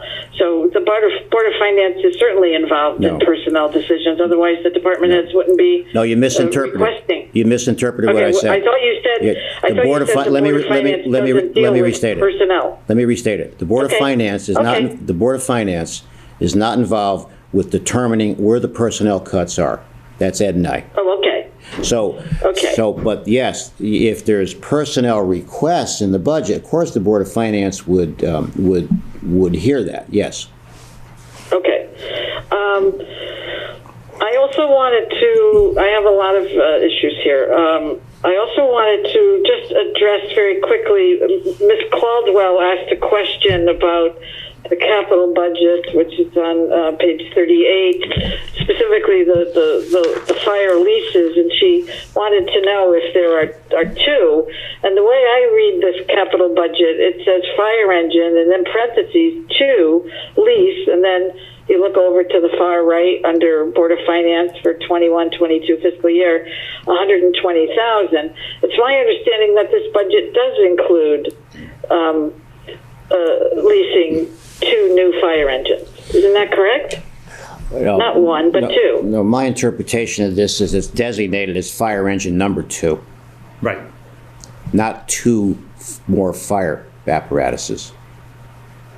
Okay, and so he requested 2, but he's getting just 1. Is that it then? Ed? No, I think where it says fire engine 2 in parentheses, that just means that's his way of identifying the engine. Well- I think it's fire engine 2, and that's the lease for it. Well, that's what I just said. But I listened to his workshop, and he requested 2 new engines. So, well, look, Okay. to me, it's one All right, engine. all right. It's one engine. We'll double check, though. Okay. We certainly want to address your question on this. Okay, and I just wanted to know, you mentioned, Michael, the library, again on capital, the library, the generator, it is 50,000. Hold on a second. Yes, 50,000 for the library generator. In the original Board of Finance budget of January 20th, 2021, it was 125,000. And then at the March meeting, we had that 2-page declination sheet, and 75,000 was subtracted from the requested amount, bringing it down to 50. What was the 120? I mean, that's a huge reduction. I mean, are we getting a smaller generator? The value of 125, I believe, was what was. There were quotes in the library director's packet at 125.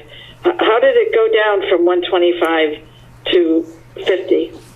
I think we spoke with Veolia, who helps us out with the generators, and they felt that we could get this generator there for 50,000, so we lowered it to that.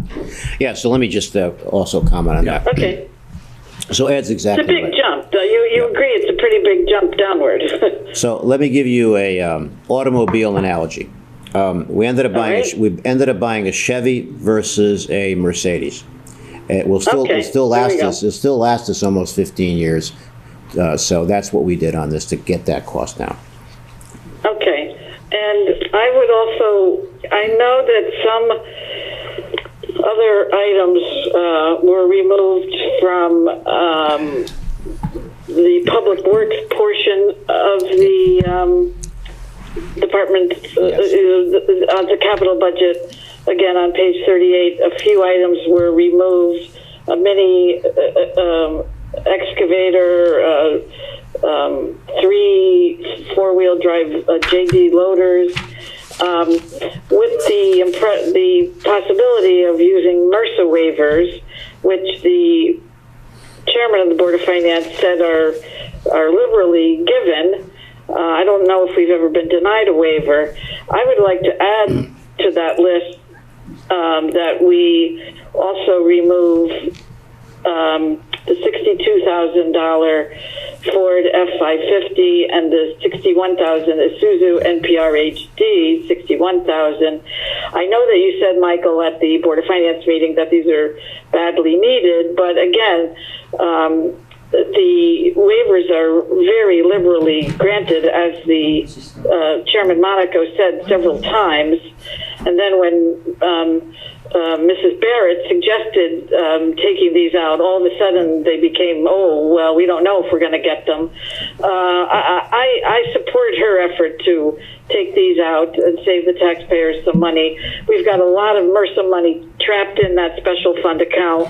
My estimate is it's going to be upwards of $3 million after we get the MRSA money for this current fiscal year. So I would like to see those 2 items taken out, as you had taken out a few other items and earmarked for MRSA as a tax savings mechanism. So Sally, that is my public comment on that. I would like to talk about the $300,000 that we lost from Quinnipiac University. 200. I was very hello. 200,000. Okay, for years it was 300,000. Then about the past couple of years it went down to 200,000. Right. And if you might recall, I believe it was about 5 or 6 years ago when they first started making their voluntary payments. They presented you with their first voluntary payment check at an Economic Development Commission breakfast in the $140,000 area. And at that time, I was advocating for signing a memorandum of understanding, which you were against. You thought that the handshake was good enough based on your good rapport with President Leahy. I wanted a more secure commitment in a written form of a memorandum of understanding. And I want to just quote something that President Leahy said a few years ago in a New Haven Register article when he was talking about the Quinnipiac University voluntary payment to North Haven. And he said, and I quote, "I can say with certainty that this," meaning the payment, "comes from Quinnipiac, and I'm sure that the future presidents will reflect the values of the university. I'm sure no matter who the president is, the university will be presenting a check to the town of North Haven and whoever is first selectman. It's really the university's way of saying thank you," unquote. So regardless of the amount, which if you recall, Michael, the amount was supposed to be going up every year as they were building more and their assessed value of their tax-exempt property went up. Instead, it went down. But now it's disappeared, and I'm very disappointed in that. And I just wanted to make that comment because, the Quinnipiac University is certainly benefiting from the fine services of our town. And for us to get nothing from them, we do get pilot money from the state, but as you know, that nowhere near covers the revenue that we would be getting if their assessed property was not tax exempt. So I was very disappointed to see that Quinnipiac pulled the rug on their voluntary payment, and I don't think it helps town-gown relations in my eyes. Well, at all. actually, it supports the town-gown relationship. So I'm going to tell you, I'm going to go back to MRSA, and I'm going to talk about this pilot because you're missing a lot on both of these subjects. So I'm going to start with Quinnipiac University. The organization, the institution, took a tremendous beating this year during pandemic. Tuition enrollment was down, and I can't get into some other things that have happened there because President Ole and I are very close, and she shared with me some confidential issues. So I thoroughly understood after they had supported building playscapes for handicapped children, building a playscape at Montewies, $261,000 in the fire training facility, a Green Acres playscape. This organization and institution has done so much for this town. So for me to have to put pressure on them and demand the payment when they were going through tough times, that approach by me actually perpetuated the town and gown relationship. So, and going back to the memorandum of understanding, I would never have done that back then because any memorandum of understanding with a college or an institution would lead into certain commitments that I'd have to make, whether they be zoning issues or other issues that I'm not prepared to make. So I don't share your view on Quinnipiac for this fiscal year. Now, MRSA, as I've said, let me finish. MRSA no longer exists. I've said this 3 times already. So what that means is this, that it's now municipal grant and aid. That's sort of what the terminology is going to be. That change has precipitated stricter guidance from OPM. And I know this, Alex, I'm involved with the state. I'm involved with all these people, whether it's OPM, whether it's the governor, whether it's his office. So I can speak firsthand to these issues.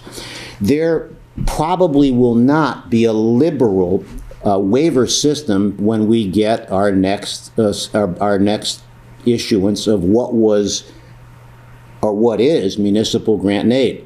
So things change. So we can't say, well, years ago you said this or years ago this happened. Things change, and these are some of the things that have changed as it relates to Quinnipiac University and as it relates to what no longer exists, which was MRSA. Well, right, MRSA by that name no longer exists. It's been replaced by a grant and aid, but with the exact amount of money. But that doesn't change the fact that in our special funds account report, we have MRSA monies reflected there as of February 28th of about $2.2 million. And like I said, when we get the 1.8 that we budgeted for this current fiscal year, because MRSA is still alive for this current fiscal year, you said we anticipate getting that money this current fiscal year. I anticipate that that's going to go up to $3 million. So is that $3 million of taxpayer money going to stay trapped in that special fund forever? Well, how are we going to get use of it? So we have received from the past trucks and waivers that have gone through. We're anticipating about $1,800,000, $1,860,000 this year. It's not MRSA. It's municipal grant and aid. That's the designation, even for this fiscal year. Right. So for that money, there's going to be different guidance. Now, for the existing money that we have, Ed could talk about this because we have that money that's gone to public works on streets and roads. Ed, would you like to tell Sally that? Right now, the money that's left in there, I think I've been shown close to $1 million of what's already been spent out of public works.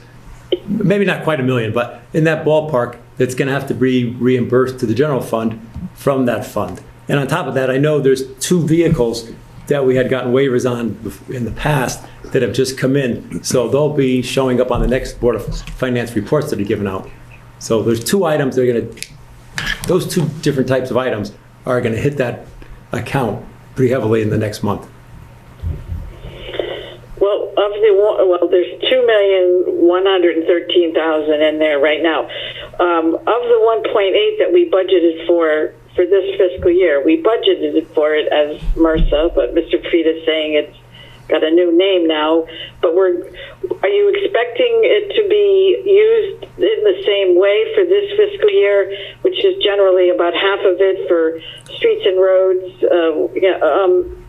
snow removal expenses, and then the other half just kind of goes into this fund? Are you expecting that to happen for this current fiscal year as well? Well, once we get the guidance on what we can use it for, and I have a better understanding of what might be a new waiver policy, I think we can answer that, I think, at that point in time. So, but okay, so we may even see a new special fund line item then in our future special funds accounting reports, monthly reports. And Ed, we've got to change this designation. We can't have this MRSA here. Right. Yeah, it's no longer MRSA. Right. We got to get away from that. I've been told that by the state. I've had many meetings with the President of the Senate, with the House, with the OPM. We got to get rid of that designation. Okay. Sally, anything else? All right. Yes. Well, you made your comment in response to my comment about Quinnipiac that you and I went back and forth on this issue a few years ago about what a memorandum of understanding would or could say, and yes, the Hamden memorandum of understanding had some zoning strings attached, but I would never have supported those. I mean, they go to Hamden zoning quite a bit, not so much here. But I still think some type of memorandum of understanding would have perhaps helped save that source of revenue. And I appreciate you saying that Quinnipiac University had a tough year with the pandemic, but you know what? So did our taxpayers, and that's who I care about. That's why there's a 0% tax increase. That's why there's no tax increase this year, because I care about the taxpayers too. That's why 6 out of the last 11 or 12 years has been no mill rate increases. I'll tell you, Sally, we've got a lot of good things going on here. We really do. Yeah, I know. I understand that. I just said, your response was they had a tough year, and I'm saying our taxpayers had a tough year too, and I'm sorry to see that voluntary payment from Quinnipiac go. They do benefit a great deal from our services, and the pilot money that we get from the state doesn't come close to making up the difference that we lose. So that was my comment on that. I wanted to talk about the American Rescue Plan.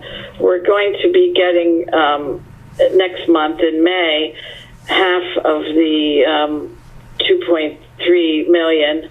Where will that money, will it go into the general fund? Well, with the guidance we've received, as I've tried to explain earlier, with respect to lost revenue, on unbudgeted expenses, grand list revenue lost, everything flows through the general fund, and then we'd have to determine where it goes. So in the end, Ed and I will have to determine, what happens with it in this fiscal year. But at this point, I'm planning to budget the second half of it in the next fiscal year. Right. We'll get the other 1.1 million sometime next year. I understand that, but I was just wondering if there was any possibility of any of that money, since according to Section 603, subsection C of the American Rescue Act, as you said, the money can be used to provide government services to the extent that of a reduction in revenue for the local government due to COVID-19 relative to revenues collected in the most recent full fiscal prior year, which would, for us, would have been the 18-19 fiscal year. So as far as fully completed year. So I just wanted to know if it was possible for any of that money to go toward increasing the, you talked about, not having a tax increase by upping the building permit and the tax clerk, the town clerk fees. Is there any hope that some of the money we get this fiscal year can go toward increasing the transfer line item on page 7 of the revenue budget, the fund balance transfer? I think it's possible, but I'm not sure where we're going to end up on that. Okay. And I agree, I don't know if your numbers are exactly right about how many years didn't have a mill rate increase out of the 11 or 12, past years. A lot of that, as you pointed out, is kind of fuzzy by the reval. And there was a reval now 3 times during your tenure, 2010, 2015, and 2020. Right. And for example, the most recent one, which was 2020, yes, we did have our first reduction in the mill rate, but over a third of our taxpayers still had a higher tax obligation because their reval percentage was higher than the reduction in the mill rate. So, you have to be careful when you throw out statistics like we reduced the mill rate because of the reval. A third of our taxpayers still had isn't that what I said? A higher tax obligation for the current fiscal year. Isn't that what I said? That's the purpose of the reval, is to stabilize the mill rate. But let's also keep in mind, when you took office, the total town budget was $81 million, and this proposal is $111 million. And when you took office, my modest 3-bedroom home, the tax obligation on it was $4,093, and now this current fiscal year it's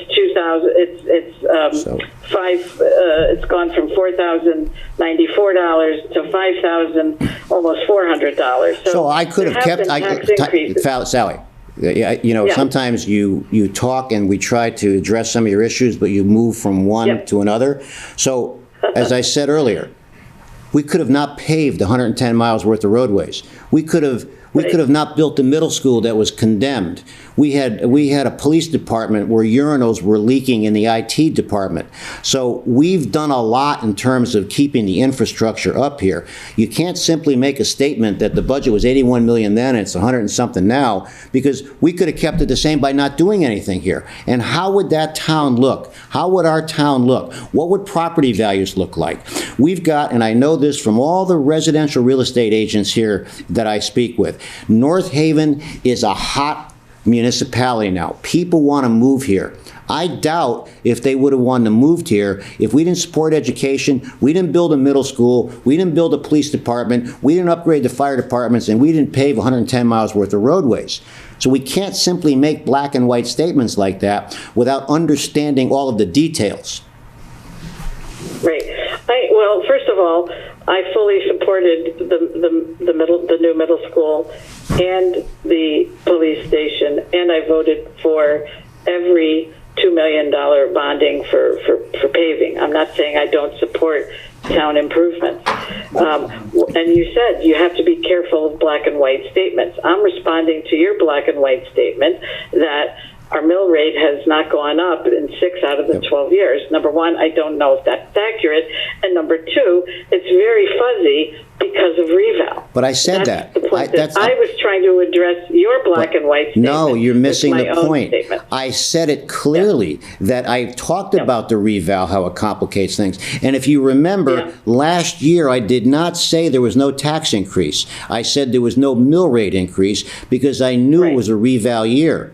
So that is why I said what I said. Now, I gave a general statement. I'll have to look back. I think it's 6 out of 11 or 12 years. It might be 5 out of 10, but there have been many years here where there was no mill rate increase.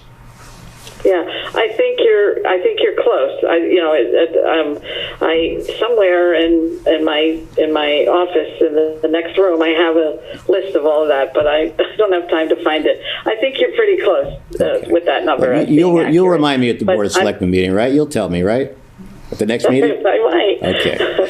But I just wanted to emphasize that it's not, you have to understand how the reval affects the mill rate, and it has tremendous impact. So, Sally, but to your point, but there's people, there's another person in the chat box, okay?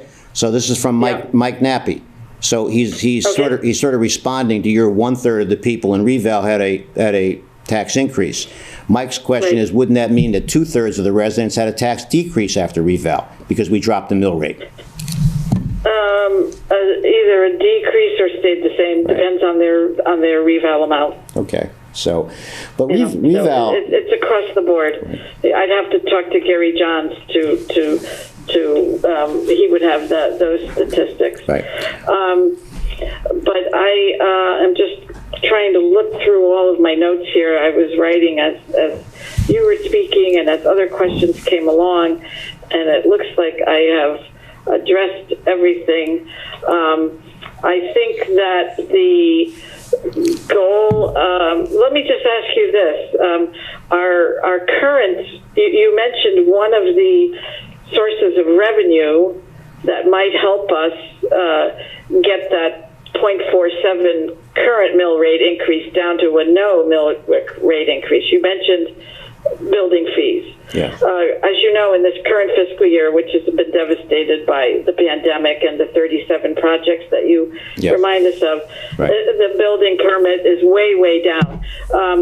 Do you feel confident that this upcoming fiscal year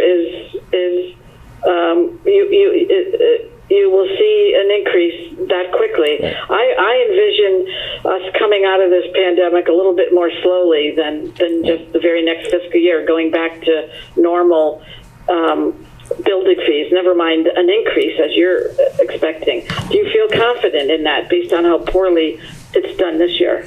Well, I'll give you a baseball analogy because we both love the sport, right? Okay. We love baseball. So in my baseball career, I always wanted to be up with the game on the line and the bases loaded.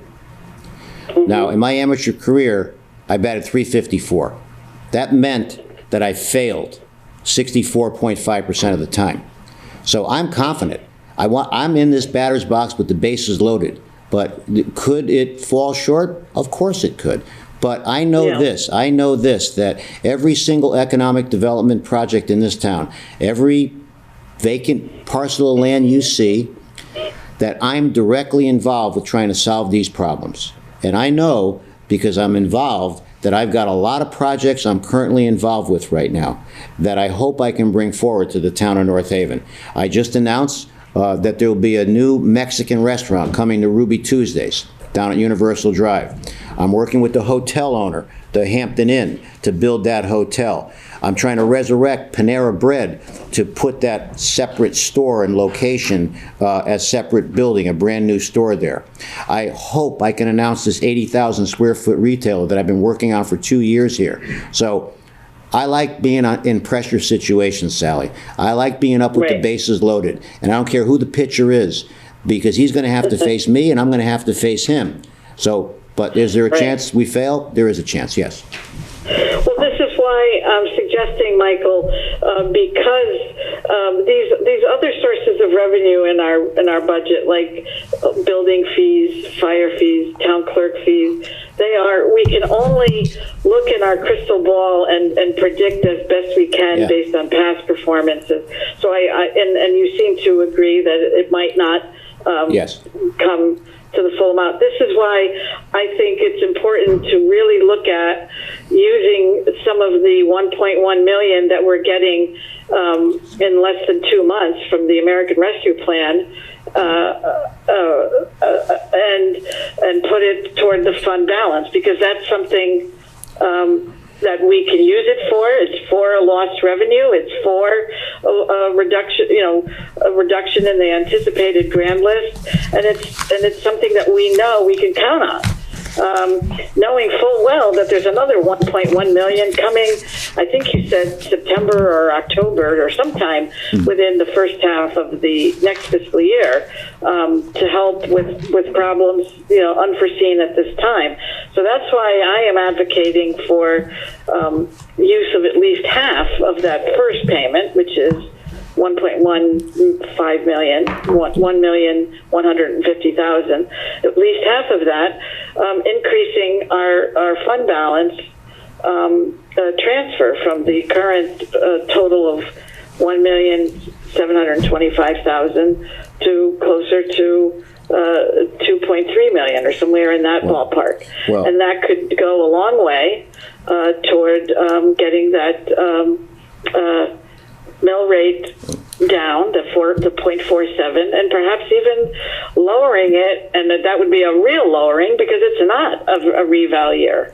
So that's what I'm trying to get to here. So you got to be cautious on this because, again, and I'm going to speak from firsthand experience, because Ed and I are the ones that do the rating agency calls, and I spent a lot of time on that call. And by continuing to draw more from a fund balance, that's one of the things the rating agencies look at to bring the rating agency or the rating of the municipality down. So I got to be there's a lot more to it than just rolling over more money from the fund balance. That's viewed as a negative, and we're going to be bonding for roads. So we got to be very careful on this. Okay, well, like I said, that's why I'm not saying, hey, let's put the entire 1.1 million that we're going to get in May, because that should definitely help with the surplus for this year. I'm not saying put it all in, but this is new money that we didn't anticipate, and I'm saying use maybe half of it. That's what I'm trying to be cautious for the exact reason that you're saying. But one thing you're missing, another thing you're missing here is that all these tornado expenses. I talked about it earlier this evening. So those are unbudgeted expenses that Ed and I are trying to make up right now. And those are paid for already, aren't they? Well, part of the guidance that we have is on unbudgeted expenses. And I don't, Ed, all the debris pickup and all that we did. That's still in the process. Still in the process, right. So, but look, I understand what you're saying. Yeah. We'll certainly take it under consideration, but there's a lot more. But now, Sally, there's another question in the chat box, okay? Okay. All right. Well, that's the purpose of the public hearing, is for members of the public to give opinions and suggestions, and that's what I'm trying to do in a reasonable fashion. So thank you for your time, and we'll let others get on. Thank you. So before I move to the other question, we will take it under consideration, Sally. We always respect your views. We don't see eye to eye on some of these issues, but I just want you to know that when I don't see eye to eye with you, it's because I'm here every day. I'm doing this every day. I have the contacts and relationships across the state. So I have the experience and understanding all of the finer details that go into some of these decisions that we make here. So, but it's certainly not that I don't respect your point of view. I'm just trying to give you a broader view of what I know. Right. Well, I appreciate that, Michael, but you said you would look into it, and Yes, we'll see what happens. I will. No, I'm not in there every day like you are, but I have a calculator here in my hand, and I could add. Okay. So can we go to Jenny Caldwell, Thank you. Sally? So, Okay. Ms. Caldwell, when will we know what positions are being cut? April 21st. That's when you'll know.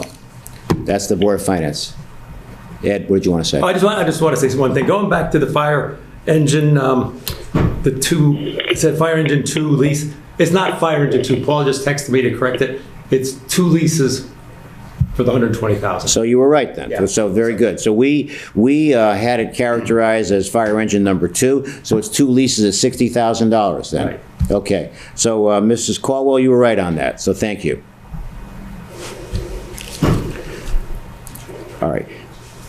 Ed, that's something we really got to shore up here, okay? So, we got to make sure that we get the right designations. I know that we've got it throughout this budget, but we got to get MRSA out, like I said. Yep. We got to make sure that when we see a fire engine 2, that it's not engine 2 or with that designation. It's the second lease. All right, thank you. And I think I was right on that too, Michael. Sally, blame me again. I said that. I said you were right, and I acknowledge Ms. Caldwell. I didn't hear you because I was looking Okay. for other papers. Thank you. You're welcome. Okay. All right. So we covered a lot here, ladies and gentlemen, and I think that is it. So we will see you on TV in the Board of Finance meeting, and you'll be getting an update from this government regarding an in-person meeting on May 10th. Thank you very much for your time. I thank the Board of Education for their presentation, and I hope that we answered your questions this evening. Thank you, and have a good evening. The preceding program is brought to you in part through a grant from the town of North Haven.